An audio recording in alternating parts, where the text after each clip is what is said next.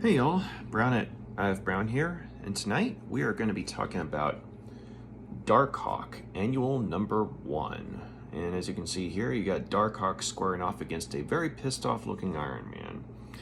So, not only was this Darkhawk's first annual, but it was the annual that started off the Assault on Armor City storyline, which began here and continued over into Avengers West Coast, Annual Number 7, in which you got Iron Man, Spider-Woman, and Scarlet Witch, and you got Darkhawk in a supporting capacity. And the story ended in Iron Man Annual Number 13. Very simple cover, but I do like the whole similarity to Ed 209 that you got here with this big purple robot. Don't know how you got the drop on Iron Man, though, considering how big he is. But anyway,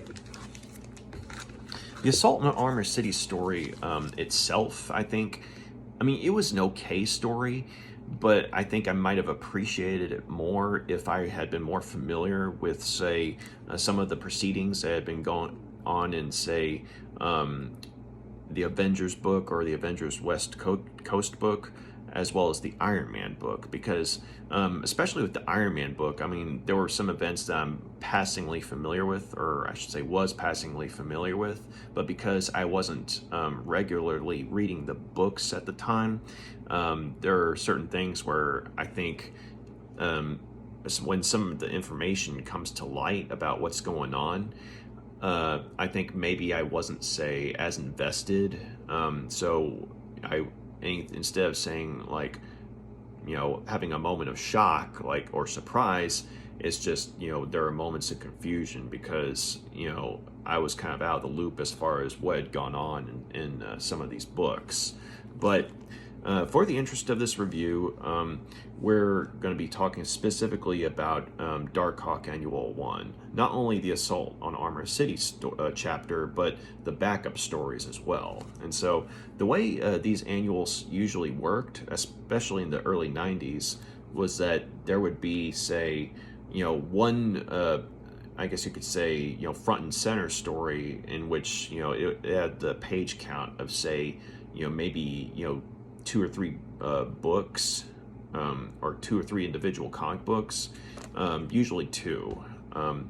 But then, on the other hand, you'd have 2 or 3 backup features usually, and maybe some pinup artwork. And so, this first annual, though, I mean, it starts things off well enough to where, I mean, the idea of Iron Man and Darkhawk, squaring off against one another, the way it's done, I mean, you can at least see why it happens, but at the same time, you're wondering, I mean, I understand why it happened, but why did it have to happen, if that makes sense? And so, the way the way things transpire, you got both Darkhawk, aka Chris Powell, and Iron Man, aka Tony Stark, both trying to find Savage Steel. Now, Savage Steel is a villain that was from the Darkhawk series, and he was someone who was essentially a high-tech version of the Punisher. Like if someone was wearing Iron Man armor but going around killing criminals like Frank Castle does. And the kicker was that not only was Savage Steel not a single person, but he was multiple people, but wearing taking turns with one suit of armor. And this group of people was called the Cabal. And the Cabal was in turn made up of rogue police officers who were trying to create their own high-tech version of the Punisher. And they found that they could do this by, say, maybe taking payoffs from certain crime figures, as well as, say, stealing some of the supplies and technology from captured supervillains as well. And so by doing that, they're able to pool their resources and create the Savage Steel armor. But that armor in turn was based on designs that were created by Tony Stark.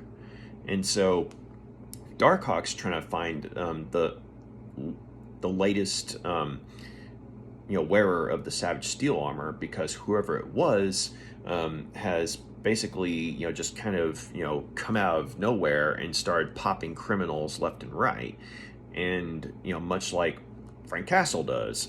And even though Darkhawk himself had an occasion to team up with the Punisher, he himself does not agree with Frank Castle's approach to fighting crime, as in kill them all, that kind of thing. And he's trying to follow along the lines of, say, Spider-Man or his friends in the supergroup, the New Warriors, and he's trying to prove to himself and others that he's worthy of being called a hero, and he's trying to live up to his dad's idea of being an edge against crime, which is what Savage Steel and the Cabal were supposed to be in theory, but unfortunately they became corrupt. And so at that point the persona of Savage Steel, it became a threat not just to criminals but to, say, anyone who disagreed with the group. And so the Cabal, as far as Darkhawk knew, had been defeated, and everyone involved had been arrested. But at the very least, though, someone had gotten a hold of the Savage Steel armor and is using it to continue the war on crime. And so that's why Darkhawk's looking for him. Now, Tony Stark is looking for Savage Steel because, as I mentioned, the Savage Steel armor was based on some of Stark's designs. And Tony Stark had a history of having some of his technology be turned against him.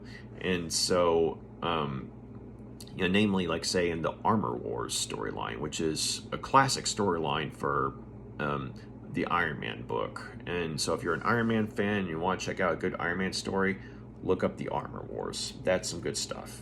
But anyway, Tony Stark and James Rhodes, they have, a vested interest in trying to find out, where, who the person was that was wearing the Savage Steel armor, and how they got a hold of it. And also you have, Tony Stark trying to figure out, who or what Darkhawk is, because at this point, he's in a mindset of paranoia to where, any, new armored, costumed, figure, could be someone misappropriating his technology. And so, the latest owner of the Savage Steel armor is in fact a guy by the name of Arthur Vale, who was a rogue police officer as well, except he was someone who tried to get on the main police force, like, say, as a detective or a member of the SWAT team, but unfortunately he was deemed by shrinks as too mentally unstable. The words paranoid schizophrenic were thrown around, and so he did get a job as one of the transport van drivers, but taking the loot and gear of captured criminals to a holding facility and what have you. But that's how he ended up with the Savage Steel armor, because one day on a shift he just happened to be the one transporting the armor. And in his mind, he's like, hey, this is opportunity. And so instead of taking the armor to a holding facility like he was supposed to, he ended up stealing it and going into hiding. And so the Savage Steel armor was built in such a way to where one could easily get into it and activate it, but while he was able to use it to start taking pot shots at criminals, he himself is not a technological wizard, and he does not know how to properly maintain the armor. And so he has the idea of trying to find, say, a group of criminals who specialize in superpowered armor. And so he attacks one particular facility, in order to get supplies for maintenance and what have you. But unfortunately, for everyone involved, this turns out to be a facility in which James Rhodes, the friend of Tony Stark's, is actually going on an undercover assignment on Stark's behalf, because it turns out this same tech facility was updating a suit of armor that had been used against Iron Man in the recent past. And so since Tony Stark had been able to pinpoint that, he wanted James Rhodes undercover, to find out who was doing the selling through this organization. And so unfortunately, James Rhodes gets made, but right at that moment, though, that's when Savage Steel comes in, to the facility and starts, making demands and threatening to blow the place up, which is around the time in which Iron Man, who's been watching from a distance, gets involved. And so he and Savage Steel mix it up, and it just so happens the fight, goes near Chris's high school. And so in broad daylight, Chris and everyone happen to look out the window and they see Iron Man and Savage Steel, fighting each other in the sky. And so, Chris makes up an excuse to, leave the class, and, goes onto the roof of the school and, becomes Darkhawk and goes in to, try and help Iron Man, since Savage Steel was his foe. And so he himself had been trying to find him, just like Iron Man had been, trying to find him. And so initially the two of them team up against Savage Steel and rather easily defeat him. But then Iron Man, has the odd idea of attacking Darkhawk, because, he has two devices there, scanners and neutralizers, and one of which he applies to Savage Steel. And the whole idea of the machine is, if it reads that the technology is Stark tech, it can deactivate it. And so since the Savage Steel armor was based on Stark technology, it was able to the device was able to deactivate the Savage Steel armor, and Arthur Vale was rendered a non-threat. But as far as Darkhawk goes, he's trying to keep Darkhawk distracted so his device can get a reading on Darkhawk. But as the two of them mix it up, the readings are inconclusive, saying that it's alien in origin, or at least the material is alien in nature. And so Tony Stark, or Iron Man, calls a halt to the fight. And of course, Darkhawk's more than a little pissed off, because it's like, hey, dude, I was trying to help you against Savage Steel. What the hell? And so, Iron Man apologizes, but saying that he was needing to keep Darkhawk distracted so his machine could get a reading on him. And he tells Darkhawk, what's been going on with some of his technology, and, why he had an interest in capturing Savage Steel, as well as, trying to find out more about Darkhawk. And so, Darkhawk, in his mind, he's like, okay, I get it, but you could have done this better. You could just, did you have to take a pot shot at me?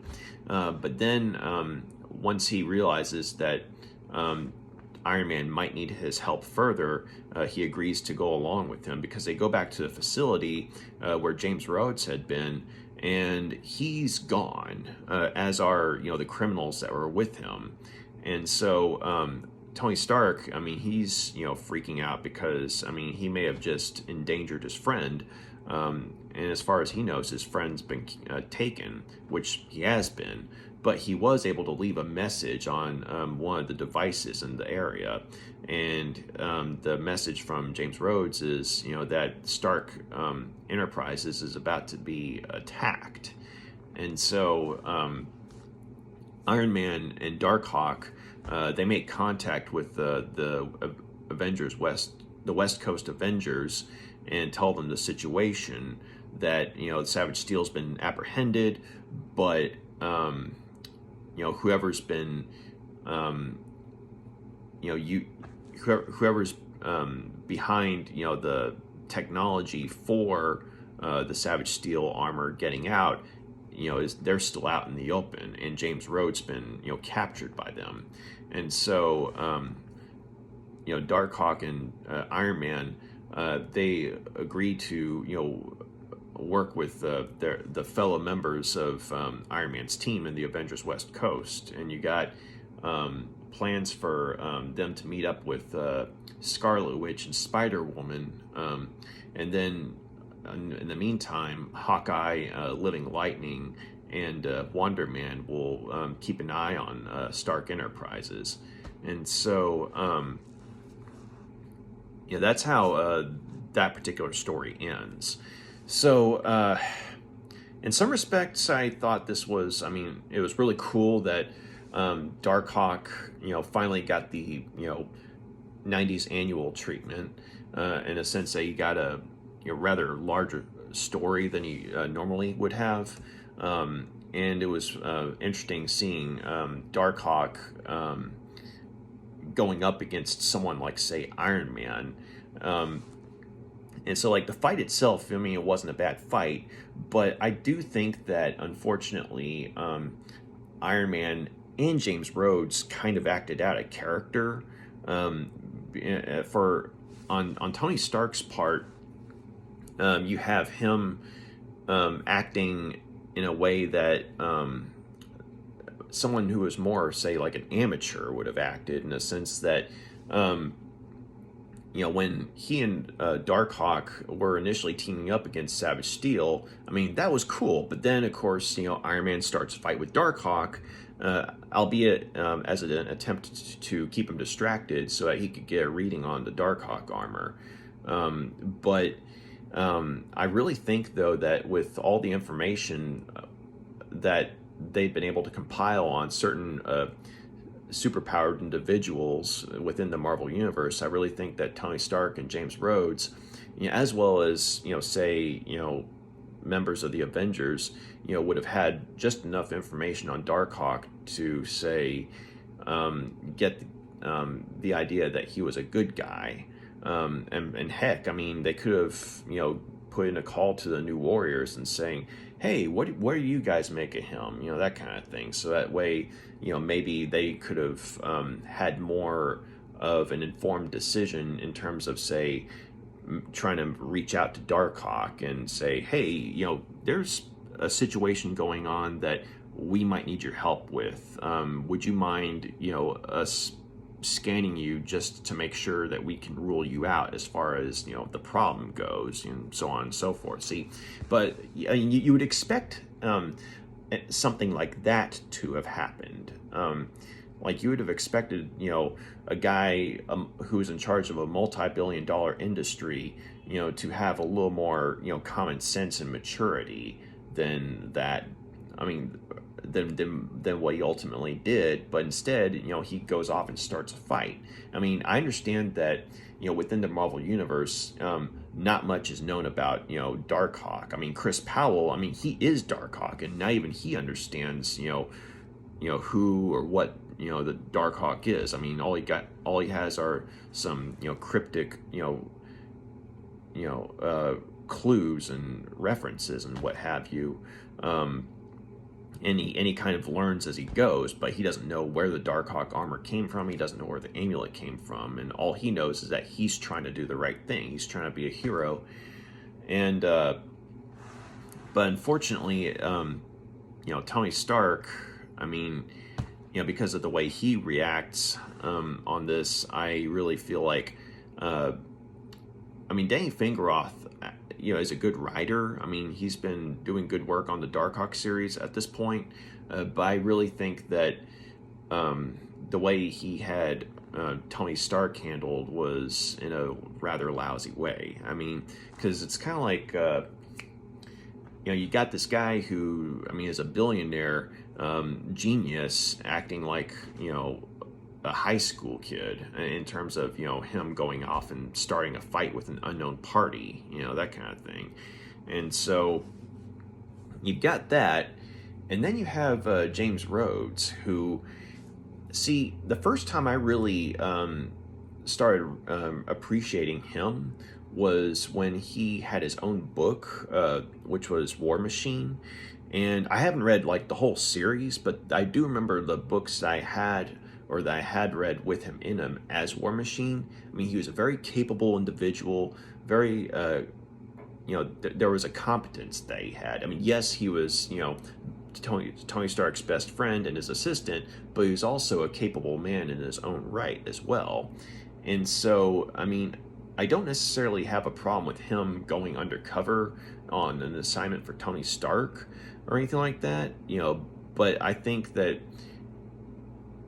in as annoying as it was, seeing him easily captured, I mean, I think that maybe it wouldn't have been as much of, say, a source of exasperation or disappointment for me if, say, for instance, James Rhodes, had, maybe, had some Stark tech on him, to sort of, keep him, safe in a situation like he was going into, like maybe under his clothes or something like that, like the briefcase armor that Iron Man, is known to use sometimes, that kind of thing.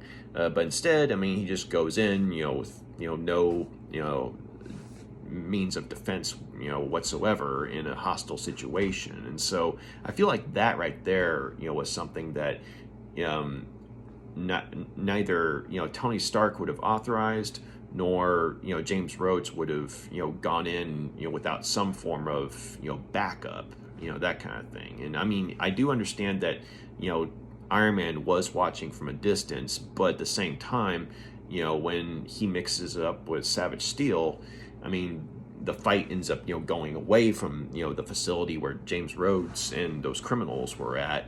And so in that time, they had the opportunity to kidnap, James Rhodes. And so I just think that if, Tony Stark had given James Rhodes, some form of, Stark tech or, defense or something like that, either James Rhodes would have been able to actually put up a fight against the guys, or he wouldn't have been kidnapped at all, that kind of thing. So, yeah, I just, I mean, Darkhawk's reactions, Darkhawk's actions throughout the fight, I could understand because he's a teenager. Like, he doesn't have, say, the amount of experience that someone like Tony Stark would have.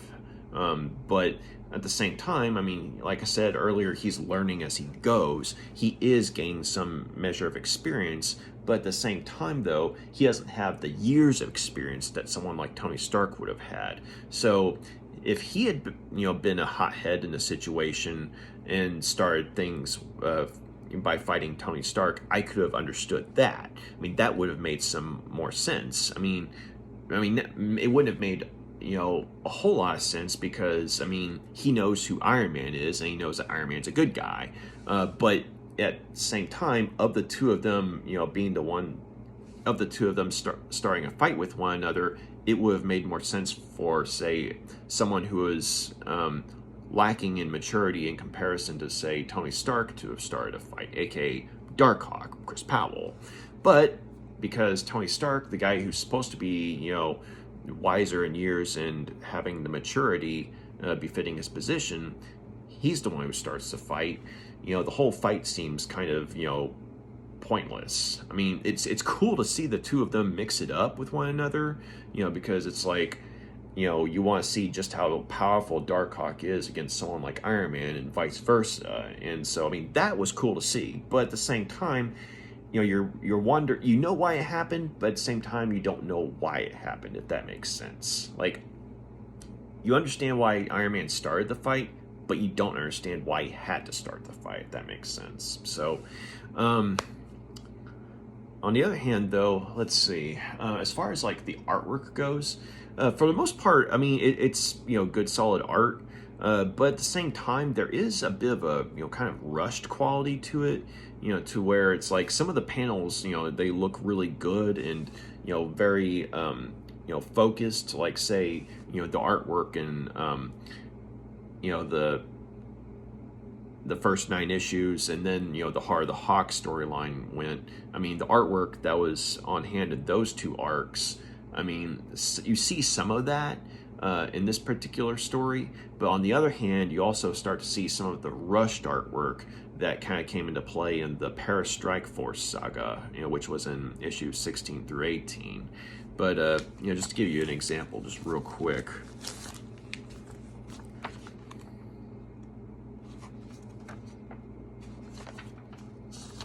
Like, see, right here.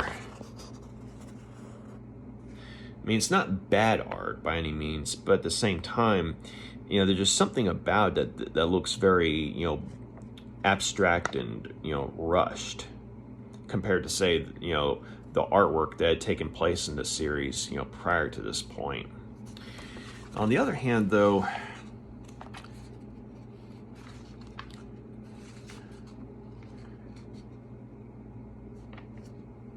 you have, shots like this. You got, Tony Stark remembering, some of the instances in which, his armor, his technology had been used against him. And it goes to him in the present right here. But I really like this series of panels where you see Arthur Vale suiting up with the Savage Steel armor. See, this in particular, this is more along the lines of what Mike Manley was capable of, and the quality of artwork that I was, used to seeing in, say, the first 2 arcs of the series. And so, like I said, some of the artwork here was rushed, but some of it was actually pretty good. But on the other hand, though, let's see. Let me show you, see real quick here. I do like how we have like an all-out fight in broad daylight here. I mean, you got, Chris in his classroom with all the other students, just looking out the window. You see Iron Man and Savage Steel going at it. But so yeah, I mean, not a bad story, but at the same time, I mean, it's like in some respects, I mean, it was interesting, seeing like 2 characters with different motivations for finding out who Savage Steel is this time around, and where he is, and and the fact that the person wearing it this time is legitimately crazy. I mean, that's definitely an interesting twist. But as far as Iron Man and Darkhawk, their confrontation and what have you, I just think that while that was kind of like the focus of the story, or at least it was the thing that was being built up, I think that it's ironically the weakest point in the story, because it doesn't make sense as to why the 2 of them would fight. Even if Tony Stark had his doubts about Darkhawk actually being a hero, I mean, he should have used his resources to make a more informed decision, and maybe try to reason with Darkhawk and explain the situation and say, hey, here's what's going on, may I have your permission to scan you, that kind of thing.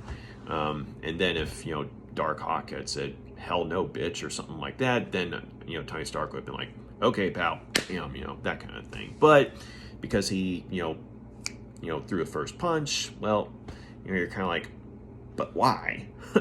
And so, but so as far as first chapters go, I mean, it was it was decent. I mean, it was somewhere between okay and decent. I'll go ahead and give the first part of Assault on Armor City 3 out of 5 stars. Like I am interested to see how things go. I mean, granted, I've read the story before, but at the same time, this is my first time rereading it, and so I am interested to see where things go from here. But at the same time, I'm hoping that the writers in the other 2 parts do a better job of handling Iron Man in terms of say maturity and what have you. But I did appreciate seeing the Savage Steel storyline developed further, because that was an interesting part of the Darkhawk story for sure. So yeah, I'm going to go ahead and give like I said, the first part of Assault on Armor City 3 out of 5 stars. It was decent. Probably more on the lines of okay, but at the same time, I mean, it was done well enough to be like, it was decent. So anyway, the other stories, you have the Deadly Foes of Darkhawk, which is something that I noticed that a lot of the annuals around this time tended to do, was that they'd have a sort of top 10 of who our deadliest enemies were.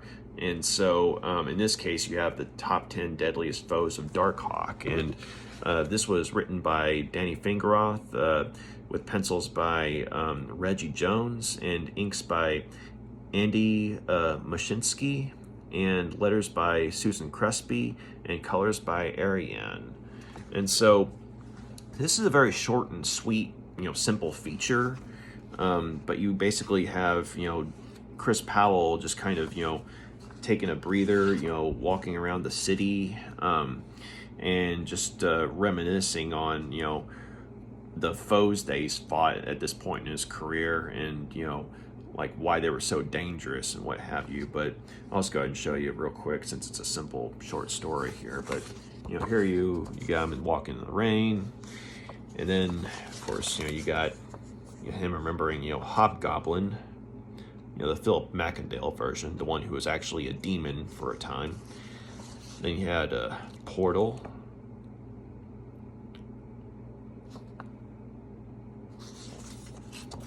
You had Savage Steel. Then you had Midnight and Lynn Church. And these 2 villains were in fact cyborgs from a Spider-Man storyline called Round Robin, The Sidekick's Revenge. And that storyline, ironically, was the first time that I saw Darkhawk in action.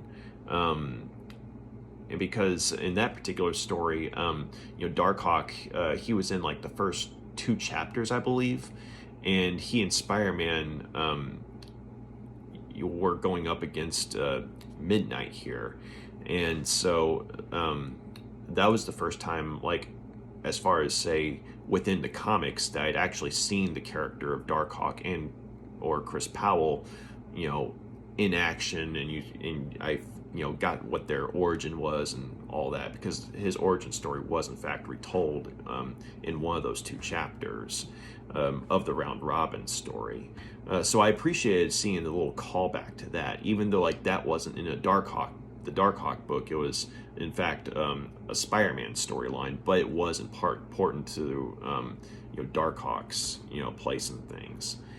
And you also have the UFOs right here, in which that was in the story in which Darkhawk teamed up with Captain America and Daredevil to fight these guys, because they were in turn trying to kidnap Portal, to use his power for their own ends. Then you have the magnetically powered Lodestone right here, who was in a few issues of the series and was a rather dangerous foe.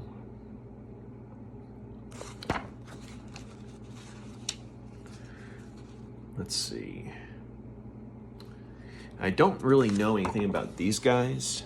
They're called the Folding Circle, and apparently Darkhawk went up against them when he teamed up with the New Warriors. And in fact, around this time, he was guest starring in the New Warriors book, but I haven't actually read that particular series as of yet, so I can't make an informed opinion on it. But apparently, though, these villains are some of the ones that Darkhawk and the New Warriors, teamed up, against. And so once I read some of the New Warriors books, I'll probably be able to tell y'all more about them. But they definitely look weird. But on the other hand, you also have Venom. And then you have Tombstone, who literally ripped Darkhawk's amulet out of his chest. It's basically the equivalent of ripping out Darkhawk's heart. And then you have the late and unlamented Felipe Bazin, the head of the crime family that gave the Powell family so much grief. And you got the last page right there. So yeah, that was the Deadly Foes of Darkhawk. As short as the story is, it's very to the point, and I think that in terms of the character's consistency and like how Chris Powell's portrayed at this point in his career, I think his thought processes make sense, as well as him being a teenager and his impression of the villains that he's going through in his head. It sounds like something that a teenager would say, like the thought processes, But let's see. Let's give you a brief point here. Sometimes I team up with those legends in their own minds, the New Warriors. Last time I did, we fought the incredibly weird Folding Circle. Of course, if they're weird, what do you call Venom? He claims to only want to kill Spider-Man. There's a stack of corpses who could tell you otherwise. And so, you have that sort of that vibe that this is a teenager that you're hearing from. And so once again, that goes back to the whole notion that if Darkhawk sounds like a teenager at times, it's because, well, he is a teenager. And so once again, you have that being consistent. And so I'm going to go ahead and give the Deadly Foes of Darkhawk 4 out of 5 stars. It was a very short, simple feature, but it did its job well. And it stayed consistent with the portrayal of Chris Powell, and also the artwork was pretty good too. There's definitely more of a, I guess, cartoonish feel, but it's a lot more sleek and polished than, say, the more rough story telling that Mike Manley had within this issue, within the Assault on Armor City portion of the annual. But yeah, so Deadly Foes of Darkhawk, I'll go ahead and give 4 out of 5 stars too. Let's see what have we got here. We also have a story called The Fishing Trip, which was, let's see, it was written by Danny Fingeroth with art by Phil Gascoine, I think is how you say it. It's Gascoine. Steve White on colors, Jim Novak on letters. And so this was, it wasn't, say, like an origin story or retelling or anything like that, but it's more along the lines of Chris is, going out into the woods with some of his friends, to get away from the city. And so, under the pretense of, going to, going down river, to practice, his, fishing skills, with this, new rod and reel, he leaves the group, to essentially do that. But mainly, though, he's wanting some, privacy so he can, transform into Darkhawk and get a handle on his powers, because, at this point in his career, there's still so much that he doesn't know about himself, and so he wants to know what he can do, what can't he do, like what are his limits. And so basically, the whole thing is, he's in the woods, and he's seeing what he can do, and like amongst other things, you kind of see his powers in action. And at one point, let's see. So here he is. Once he's at a quiet area, he goes and turns into Darkhawk, and I really like this artwork. I mean, this is something that's more along the lines of what Mike Manley did. Say in the first couple of arcs of the series. Like, it's a lot more refined and polished, but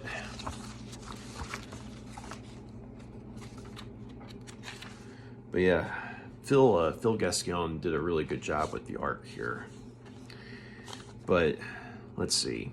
So at one point, he decides to see how strong he is. And he's like, okay, regulation big rock. Must weigh about 5 to 7 tons if I know my giant boulders. Now I'll just press some bowling ball style finger holes in it and heave. Can't say holding this thing is fun, but it's doable. Wonder how long I can hold it up like this. 11 minutes later. So, okay, he finds that, he can hold something that's up to, 5 or 7 tons for, quite some time. So he's got that going. And then, of course, he's able to, utilize a force blast as both, a weapon, a source of destruction, as well as, a source of defense.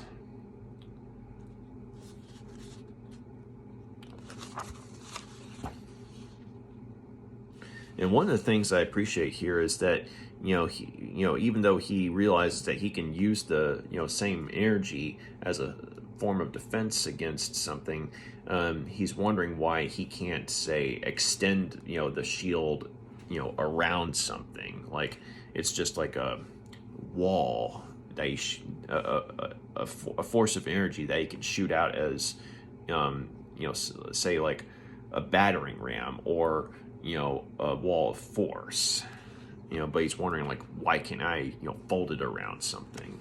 But he also, he's got the grappling hook that he uses. And then, and another thing I appreciate is that, like right here, oh shit, I'm sorry. You see him using his telescopic vision. That's not something that is touched on as often as as you would think in the series. I mean, it's been used here and there, so I appreciated them actually remembering that, hey, I've got this. And a good thing too, because at this point, he sees that this kid, he's wandered too far in the woods, and yep, there's a pissed off mama bear.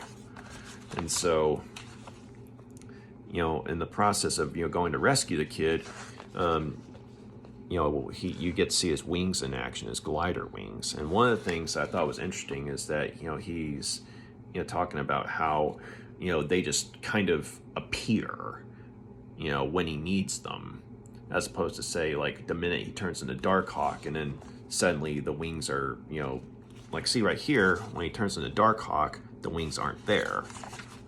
But, when he's needing to fly or glide, that's when they just appear. So, and one of the things that, he reminds the readers is that, the Darkhawk body can be hurt. I mean, case in point, when he's going up against the bear, the bear slashes him on the leg, and he's able to drive the bear off, but he heals by switching, from Darkhawk to Cresp and then back to Darkhawk again. And so wherever the Darkhawk body goes, it gets repaired, it gets healed. And so as the story's going on, it reminds the reader that while the Darkhawk body can be healed instantaneously by transforming back into Cresp, the same trick doesn't apply to Cresp himself, because he actually tried that once when he had gotten shot in the leg.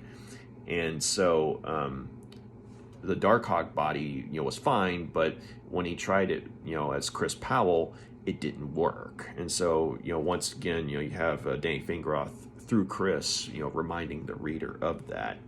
And another thing I thought was cool is, once, the kid's safe, he dives into the river there, and basically he's trying to see like like you got 5 minutes later, and then another 5 minutes later, and basically he doesn't need to breathe. I mean, as Darkhawk, he does not need to breathe, at least underwater. And so, you know, he catches, you know, initially he catches, you know, the fish that he's going to use for dinner, but then, you know, he's kind of like, nah, I can't do that. You know, it's just, if I'm going to catch fish, I better do it the old-fashioned way. And so he actually, you know, lets this fish go, you know, because, I mean, he kind of had an unfair advantage in his mind. So he comes out of the water, turns back into Chris, and then decides, okay, I'd actually better start, you know, practicing, you know, with this new, you know, fishing line here. And so this was actually a, you know, pretty cool story. It's something that I kind of remembered that some of the annuals around this time period were doing. Like, they'd have at least one story that showcased characters' powers and abilities, and this was, you know, the story. It was that kind of story for Darkhawk.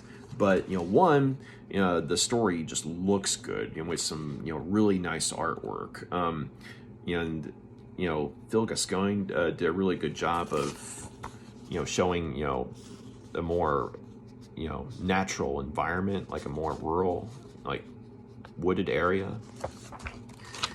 But he also did a good job of drawing Darkhawk. And so, you know, someone who's, you know, sleek and technological, like, you know, Darkhawk is in a, you know, natural environment like the woods, I mean, it actually goes rather well together, you know, just with the artwork.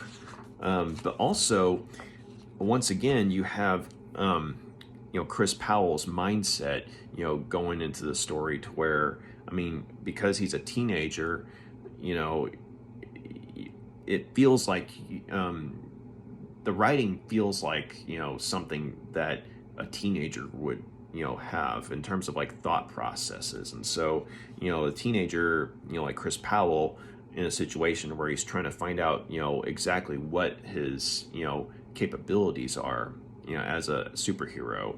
I mean, it's very in line with, you know, the depiction of, you know, Chris Powell at this point in his career. So all in all, I'm going to go ahead and give the fishing trip, you know, 4 out of 5 stars. It was a good story. Not as, you know, short as Deadly Foes of Darkhawk, but I think that it is a short story, and I think it did a good job of not only showing the readers, you know, potentially first-time readers, just what Darkhawk could do with his powers at this point in his career, as far as he knew, but also, you know, it did a good job of developing Chris as a character, I think. And also, I appreciated seeing him, you know, drawn with his hair, you know, long, like he initially, you know, had starting out. But okay, so we got our first pinup of the book, Spider-Man and Darkhawk. As it helpfully points out, you know, the first time the two of them encountered one another was in Darkhawk #2. And the artwork was by Mike Manley and Joe Sinnott. It's a Sinnott. But yeah, so pretty cool, very sleek pinup there. And then you have Dawn of the Darkhawk Revisited, written by Danny Fingeroth, artwork by Al Bigley, on pencils, I mean. George Wildman on inks, Kevin Tinsley on colors, and Jim Novak on letters. So this is, I mean, exactly what the title says. It's, you know, the story of the origin of Darkhawk retold in a rather abbreviated version. But this basically, you know, focuses on Chris at the cemetery, you know, visiting his father's grave. See right here. And basically just recounting exactly, you know, how it was that he came into possession of the amulet that turned him into Darkhawk. So if you read the first 3 issues of the series, then you more or less have the story that this short story retells. But, basically, when Chris, was supposed to babysit his brothers, but he goes out, to hang out with his friends and gets home to find them gone. And, mom's freaked out. But, Chris has an idea of where his brothers are at this abandoned amusement park. And so he goes there. As St. Johnny, the derelict who haunts the place, tells him where they are.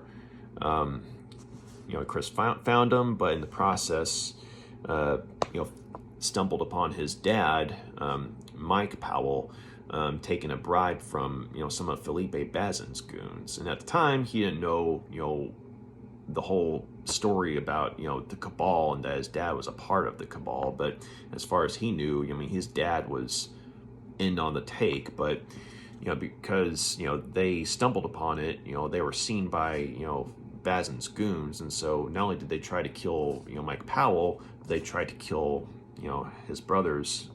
Kill Chris and his brothers. And so it's talking about how Chris tries to buy his brothers some time, and while he's throwing stuff at these guys, that's how he found the amulet. And because it's heavy and sharp, he's thinking that hey, it might cut one of these guys at least. But as soon as he wishes for the power to do so, that's when he turns into Darkhawk. So the artwork here, there's definitely more of a cartoonish vibe to it. At least in my opinion. Al Bigley, his style is definitely more cartoonish, than say realistic. Like some of the other artwork has been. But at the same time, though, as far as recounting Darkhawk's origin story at this point, I do like the sort of animated quality that his first transformation of Darkhawk seems to have, because you got him seeing the amulet here and then grabbing a hold of it, and it starts to glow. Very good coloring right here. And then, of course, turns into Darkhawk. So one thing I will say, while, the artwork itself, I think, the sort of cartoonish art, it's different, but I think the thing that makes it stand out is Kevin Tinsley's colors here on this particular story, though. So yeah, you got him.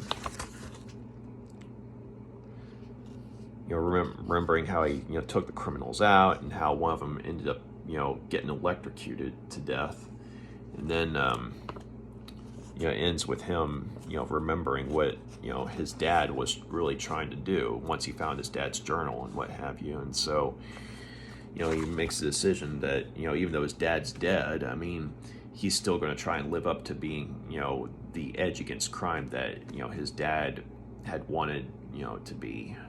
And so, or at the very least, he was wanting to be the edge against crime that his dad wished that the police department had. And so he's going to try and, live up to, the idea of being a hero, in his father's memory. But you also have another pinup here by Mike Manley and Klaus Janson. And, this was, in reference to when Darkhawk and Punisher teamed up in Darkhawk #9, and I appreciate that they got Klaus Janson to do the inks, because there's a very gritty look to it. And Klaus Janson is someone who has worked on the Punisher on many occasions throughout the years. One of the first times he worked on the Punisher was when he did some of the inks on Frank Miller's Daredevil run, and so then fast forward to say the late 80s, early 90s, and you had him working with artists like John Romita Jr. On some of the Punisher's own books. And so I thought that was pretty cool. You had Mike Manley doing the pencils and Klaus Janson on inks, because you have that very gritty look to it. So finally we have the Cabal, which basically focuses on the Cabal, that group of rogue police officers that I've been talking about. But you have this particular story takes place after the main story in this annual. So Arthur Vale, at this point, he's been captured and he's in jail, and him and Lennox, the private detective that Grace Powell had initially hired to look into Mike Powell's disappearance, was also a member of the Cabal. And so he and Arthur Vale have both been marked for death by members of the Cabal who are still, kicking around and free. And so they're about to kill both Lennox and Vale when both guys are in fact saved by Officer Jimmy Safar, who was not only one of Mike Powell's partners, but Mike Powell's best friend as well, and a friend of the Powell family. And so he saves both of the guys and gets them out of the prison. And in the process, you actually get to briefly see the person who fought Darkhawk as Savage Steel the first time around, as well as Savage Steel. As well as when Savage Steel fought the Punisher. So I thought that was pretty cool. Because it wasn't like, say, essential to see who that person was, but I appreciate that we did actually get to see the person in the flesh who actually gave Darkhawk and the Punisher a tough time. But because when you before you find out that it's a different person wearing the armor, just about every time, there was a marked difference in that person's performance. Because when Savage Steel first went up against Darkhawk and then Darkhawk and Punisher, whoever was wearing the armor was clearly capable of, carrying, the fight and, wiping out the opposition. Whereas when someone else was wearing it, the performance quality didn't match up. Case in point, when Lennox briefly donned the armor and Darkhawk took him out in like less than a minute. And then, of course, you had Arthur Vale wearing the armor, and yes, he's good at killing people with it, but he's not good at, say, defending himself or maintaining, the equipment and what have you. So, I appreciate that you finally, got to see, the person, who wore the armor that first time around when, went up against Darkhawk. But anyway, Jimmy Zafar, he gets Arthur Vale and Lennox out of the prison, but unfortunately, once they get outside, all three of them are executed in a drive-by shooting. And so, then it cuts back to in the prison like a day or so later, and in the news, you see that Jimmy Safar's deaths. The death of Jimmy Safar, Arthur Vale, and Lennox are, front page news, since they were executed, gangland style. And so within the prison, the members of the Cabal that are in fact imprisoned are reading this, and they're like, well, that's three less people we have to worry about now, because all three individuals had been marked for death by the Cabal, but since someone got to them first before the Cabal could get to them, well, hey, the Cabal can continue its secret agenda. At least the ones who are still free on the outside can continue it. Then it cuts to a safe house, hidden away somewhere, where the three of them are in fact still alive. So basically, Jimmy Safar had worked with the authorities to, basically fake their deaths, so that way the three of them could testify against the Cabal, and then, basically have new identities given to them to where they can, go someplace else and, hopefully be out of harm's way from the Cabal. And so, this particular story, once again, it's short and to the point, but I think I like this one, the best, because on one hand, as good as the backup Darkhawk stories were, they didn't really tell me anything I didn't already know.